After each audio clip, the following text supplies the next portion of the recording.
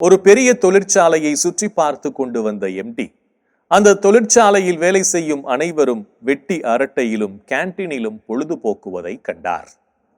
தன் அறைக்கு வந்ததும் மணியடித்து ஆபீஸ் பாயை அழைத்து அவனுடைய காதில் ஏதோ சொன்னார்.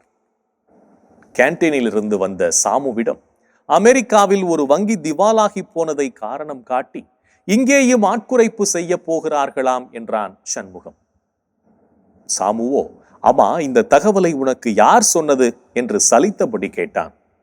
எம்டி கிட்ட பிஏ சொன்ன விஷயம் ஆபீஸ் பாய் காதில் விழ அவன்தான் சொன்னான் என்றான் சண்முகம்.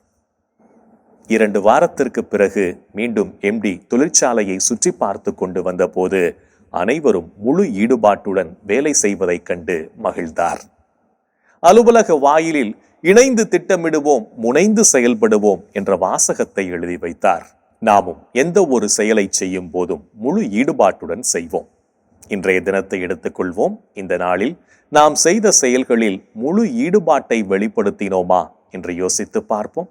மேலும் இந்த நாளில் நமது செயல்பாடுகள் எப்படிப்பட்டதாக இருந்தது என்று நம்மையே நாம் கேட்டு பார்ப்போம்.